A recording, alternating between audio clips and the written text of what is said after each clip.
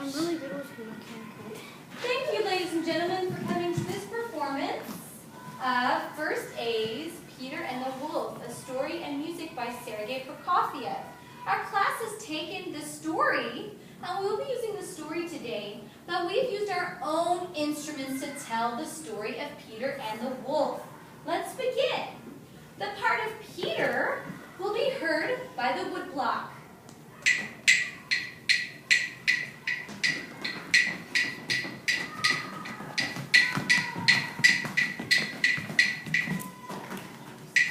The part of the bird will be heard as the triangle.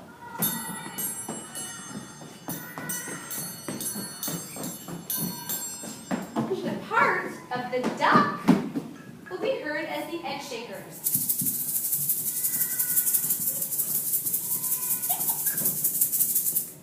The part of the cat will be heard as the agogo.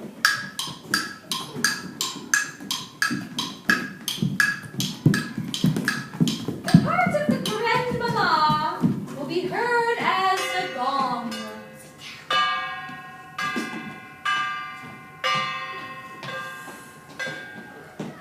The parts of the wolves will be heard as the hand drum.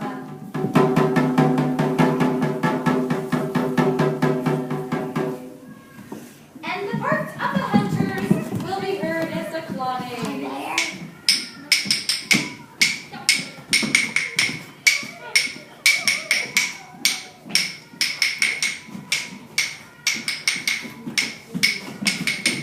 Let's begin our story. Early one morning, while his grandmother was still dreaming of an angel and a bear and a runaway bull, Peter tiptoed from their cottage out to the garden, past the skinny duck, who blinked sleepily at them. Peter opened the gate and skipped out onto the wide green meadow. A little bird was perched on a big tree near the garden. She was Peter's friend. "Good morning, Peter," chirped the bird. "What a fine day!" When the duck saw that Peter had not closed the garden gate, she roused herself and began waddling out of the garden and into the meadow.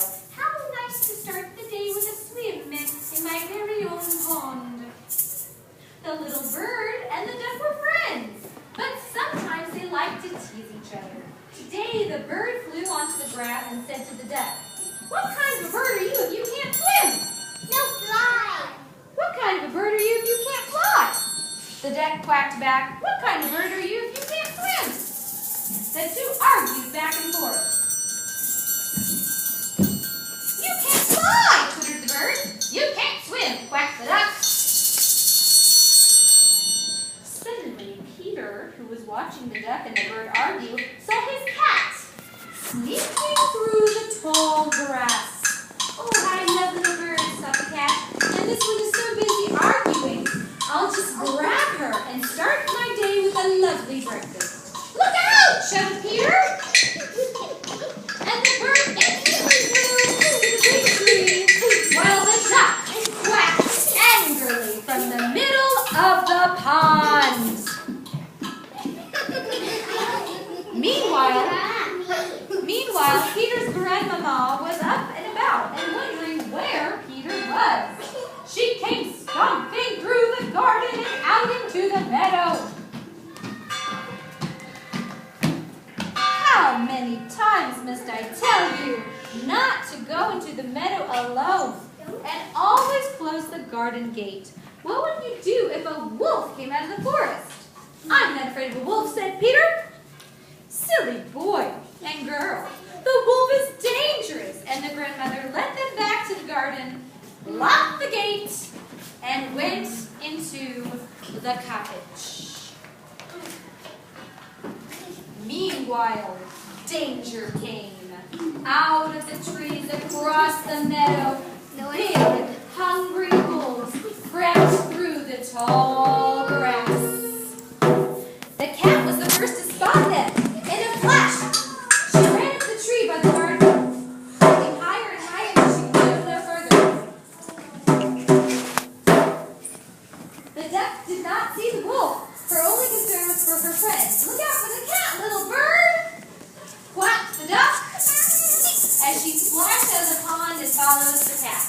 The duck did not see the wolves coming until it was too late. But the wolves ran faster and faster and came closer and closer until they rolled the corner and then, with one big gulp, they swallowed the duck whole.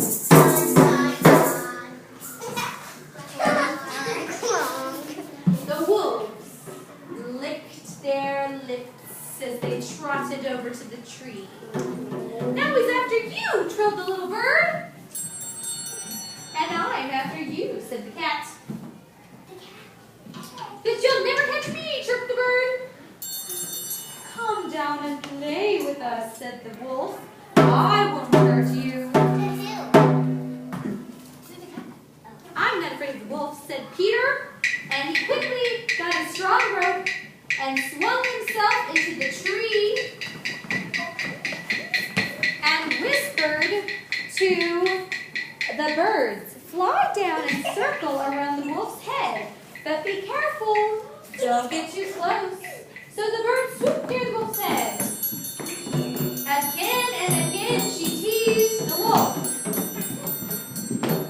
Up in the tree, Peter wasted no time. He waited until the wolf was tired from the jumping, and when the wolf stood still for a minute, he lowered it over the wolf's tail and pulled with all his might.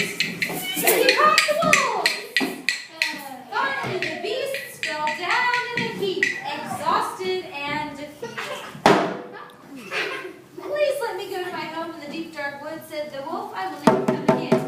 But Peter said, "I know, let's take him to the zoo." Just then, two hunters came crashing into the forest, looking very nervous. They were afraid of the wolf, and when they saw it, they began shooting wildly. "Stop shooting!" shouted Peter. "We have already caught the wolf."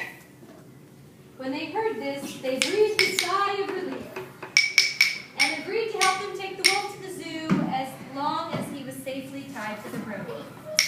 And so the birds said, "Follow me!" And they all took off. The birds, Peter, the wolf, the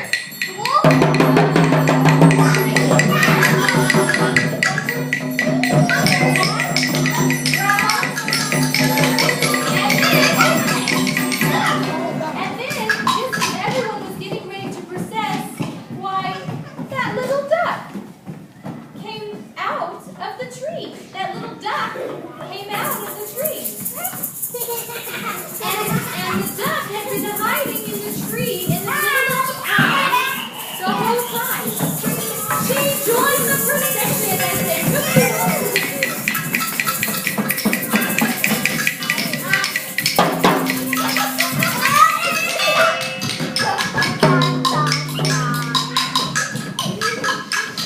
The wolf.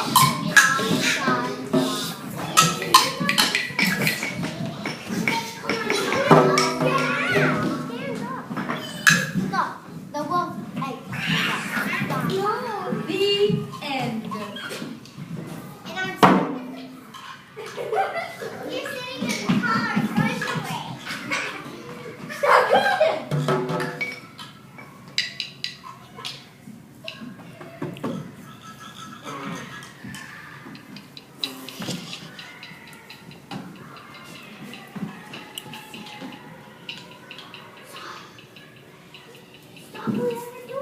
Just pointed down.